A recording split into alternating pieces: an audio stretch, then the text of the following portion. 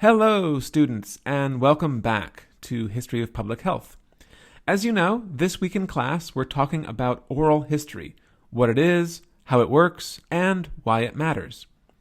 In our last class, we traced the history of this field from its origins in the 1940s all the way through the present, and along the way, we learned about some of the many different uses to which oral history has been put over the years. Hopefully, by this point, you've gained some perspective on the field and have come to realize some of the many ways oral history can enrich our understanding of and appreciation for the past. All of the insights you've gained so far will prove incredibly helpful when you actually get to doing your own oral history. But before we get there, you might be asking yourself, what does oral history research actually entail? What are the particular methodological techniques associated with oral history? How does one conceive of and carry out oral history research? In this lecture, I'd like to start addressing some of these concerns by focusing more on the mechanics of oral history interviewing. Consider what follows a kind of rough and ready how-to guide for oral history. In particular, I'd like to address the following questions. What does oral history research consist of? How does this research proceed? And what are the practical, legal, and ethical challenges that arise in the course of an oral history project? Before we get to any of that, however, it would be helpful to start with a formal definition of oral history. There are lots of nice, succinct statements on this, and perhaps the nicest comes from Michael Stevenson, who writes that, quote, oral history is a qualitative research methodology that involves the recording, transcribing, analyzing, and archiving of face-to-face interviews. It is used to draw out memories of the lived experiences of interviewees who have an expressed intention to preserve their understanding of the past for future interested parties. At its core, as Stevenson explains, oral history is about documenting events that shaped the life course of narrators and how the narrators view themselves as affected by historical events. As these statements make clear, oral history research is qualitative, and it revolves around interviewing. Given this, the first thing that we have to decide with any oral history project is what our key objectives are. What do we want to write about, and who do we want to talk to? Obviously, for our purposes, the topic has already been set, COVID-19. But what specifically do we want to train our focus on with regard to the current pandemic? In answering this question, it helps to ask another one, the so what question. Why does our study need to be undertaken? Or, as David Hannigan puts it, is the problem we're trying to address really a significant one, whose study will contribute not only to informing its own context, but also to illuminating other problems? Has the work been done before? If it has, why does it need to be done again? Is there a gap in the written record? Will the research that we're proposing shed light on an understudied aspect of the novel coronavirus? Will the information acquired prove useful in the way that existing studies aren't? What is the particular question that we're going to address, and how will oral history help us arrive at a better answer than other research methodologies? Obviously, these are big, overarching, cosmic perspective type questions. Coming up with answers to them will be pretty difficult, especially at the start, and so perhaps it is best to begin with other kinds of big structural matters. For example, thinking about the theoretical framework for our project. As we learned last time, in the beginning, oral history was pretty elitist. It was what Michael Frisch called, quote, the debriefing of the great men before they passed on. Is this what you want to do? Or do you want to take a non-elite perspective? Again, as we saw in the 1960s and 70s, non-elite perspectives became the dominant approach in oral history, and today they remain hugely popular. As Gary Okihiro points out, oral history is not only a tool or method for recovering history, It is also a theory of history which maintains that the common folk and the dispossessed have a history, and that this history must be written. Along with this, you can think about the specific goals of your project. Often, oral history projects are mission-oriented. That is, they seek to achieve some kind of explicit social or political objective, and interviewers seek out those people who are committed to this objective or who can offer some insights into it. This is particularly true for projects that feature interviews with disenfranchised groups, where typically the goal is to promote justice, restitution, and empowerment. Do you want to represent the underrepresented? Are you trying to give voice to the views of ethnic minorities, women, or the poor? Many oral historians believe that their research should empower marginalized communities. As Alice Hoffman puts it, quote, "Oral history can make it possible for a person to recover, preserve, and interpret his own past, and not have it interpreted for him or imposed upon him."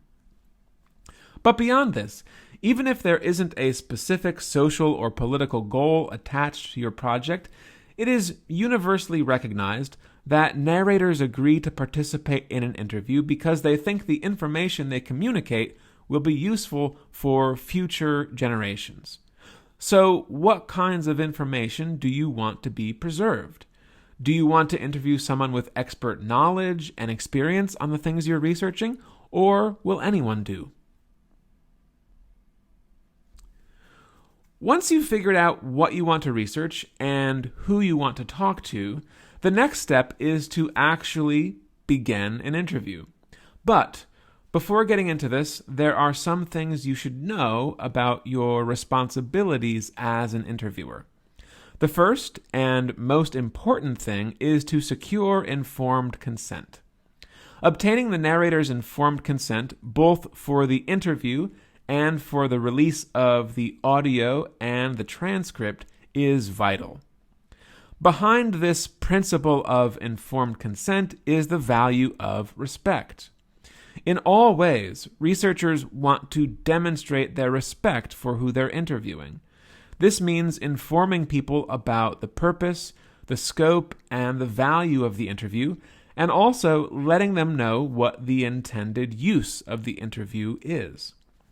It also means letting the narrator know that they will have the opportunity to review and amend the transcript, that they can determine the terms according to which the interview will be used. Lastly, interviewees need to know that they can refuse to answer any of your questions and that they can voluntarily end the interview at any point without any adverse consequences. Securing informed consent ensures that you're conducting yourself in an ethical, legal manner. It will also help cultivate respect, which is a key goal of the interview process. But how else can you do this? In order to address this question, it will help to take a step back and think about what makes the oral history interview unique. In one sense, oral history's basic methodology is quite simple because interviewing, asking people questions in the hopes of getting useful information, is something that we all do in our day-to-day lives. Indeed, much of our daily conduct consists of purposeful exchanges of questions and answers, and given this, we could say that everyone is an interviewer. But not everyone is an oral history interviewer. The oral history interview is a very specific thing. So, what is it exactly? To get into this, it might help to compare the oral history interview with other kinds of interviewing, most specifically the TV news interview. We're probably all very familiar with this kind of interview, and on a basic level, there are some similarities between what TV news reporters do and what oral historians do. They are, of course, both interested in learning about other people's experiences, viewpoints, and the like. and they both ask questions of their interviewees in order to get this information and present it to the public. But that's where the similarities stop. Of the many things that make oral history research different than TV news interviews, let's focus on 5 key distinctions. The first is that whereas TV news reports are often brief and snappy, oral history interviews are lengthy and extensive.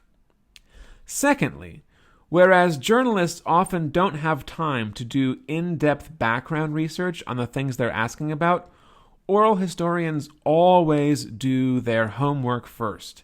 They familiarize themselves with the secondary scholarship on their topic, and also they try to learn as much as they can about the specific person that they're interviewing. Third, whereas reporters typically ask people very specific, pointed questions, oral historians keep things open-ended, asking very general questions that are designed to give their interviewees lots of time to respond. Fourth, whereas TV journalists don't disseminate the complete contents of their interviews to the public, oral historians make a full transcript of their interviews and they deposit them in a library or an archive for public consumption. Fifth, and perhaps most importantly, whereas TV news broadcasters sometimes take a very adversarial approach to interviewing, looking to grill and interrogate the people they're talking to, oral historians never want to intimidate, pressure, or offend their informants. Oral historians prize respect and regard for their interviewees. They are never looking to exploit them, and they see them as equals in the process of historical discovery. In fact, it is for this reason that the term narrator is often used when talking about interviewees. The word interviewee suggests an unequal power relationship. It is as if the interviewee is a person to whom something is being done. By contrast, the term narrator simply means a person who is telling a narrative. It signals the kind of collaborative relationship oral historians strive for, and it helps ensure that both parties make equal contributions. That is not to say that both parties should actually contribute the same amount of information. The narrator should do most of the talking. They should be given lots of time to respond to questions, and if necessary, to silently contemplate things. As I mentioned before, during an interview, the oral historian wants first and foremost to demonstrate their respect for the narrator. They do this by doing their homework, but they never want to come off as a know-it-all. And they also want to avoid the kinds of leading questions that are designed to prompt people to think in a certain way about the past. Be neutral. For example, if you want to ask someone about the house that they grew up in as a kid, an oral historian would never ask something like, "You didn't like living there, did you?" A more open-ended question would be, "How did you like living there?" But even this is a leading question because it presumes a liking by the narrator. An even more neutral question would be, "Tell me about living there." Now the narrator has complete control about how to respond. We should never do anything to signal the narrator that we expect a certain answer. I also wanted to share with you some general tips about interviewing, which come courtesy of the great, very senior oral historian Charles T. Morrissey. He advises interviewees to ask one question at a time, make questions open-ended, use lay languages, allow for lengthy pauses and silences, listen to what you hear, don't argue with the narrator, don't interrupt, save controversial questions to the end, ask about emotions, ask about meanings, and listen for gaps. You can read more of these tips on the screen here. All right, we're going to have to leave it there for now. As you've probably realized, oral history methodology is quite basic, but interviewing is not a simple thing. I have some questions I'd like you to think about, and I'd really appreciate seeing your responses in our discussion board. Bye-bye for now.